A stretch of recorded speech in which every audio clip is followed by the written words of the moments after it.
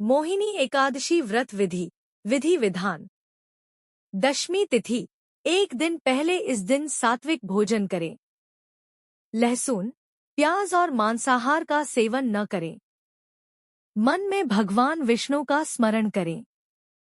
एकादशी के दिन सुबह ब्रह्मा मुहूर्त में उठकर स्नान करें। घर के मंदिर को साफ करके भगवान विष्णु या श्री कृष्ण की मूर्ति या तस्वीर स्थापित करें। दीपक जलाकर धूप, चंदन, फूल और तुलसी अर्पित करें। भगवान को फल, मिठाई या पंचामृत का भोग लगाएं। मोहिनी एकादशी व्रत का संकल्प लें।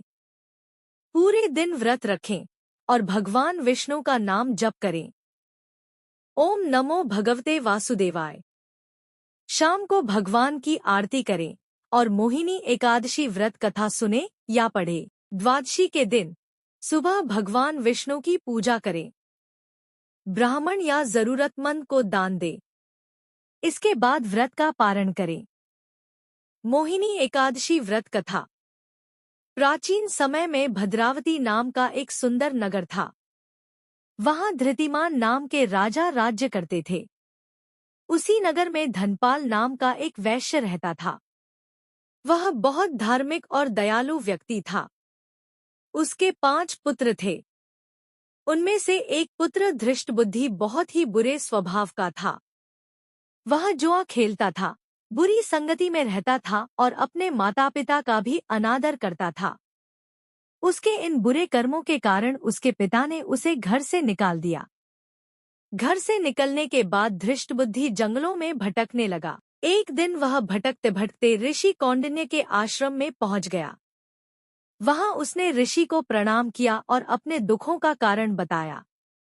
ऋषि कौंडिन्य ने उसे समझाया और कहा, यदि तुम बैसाख मास की मोहिनी एकादशी का व्रत श्रद्धा और भक्ति से करोगे तो तुम्हारे सभी पाप नष्ट हो जाएंगे। ऋषि के वचन सुनकर धृष्टबुद्धि ने श्रद्धा और नियम से मोहिनी एकादशी का व्रत किया। इस व्रत के प्रभाव से उसके सभी पाप समाप्त हो गए और उसे मोक्ष की प्राप्ति हुई। इस प्रकार जो भी भक्त श्रद्धा और विश्वास के साथ मोहिनी एकादशी का व्रत करता है और भगवान विष्णु की पूजा करता है, उसके सभी पाप नष्ट हो जाते हैं और जीवन में सुख, शांति और समृद्धि आती है। जो भक्त इस मोहिनी एकादशी व्रत कथा को श्रद्धा से सुनता या पढ़ता है, उसे भगवान विष्णु की कृपा प्राप्त होती है और जीवन में मंगल ही मंगल होता है। बोलिए भगवान श्री विष्णु भगवान की जय। मोहिनी एकादशी माता की जय।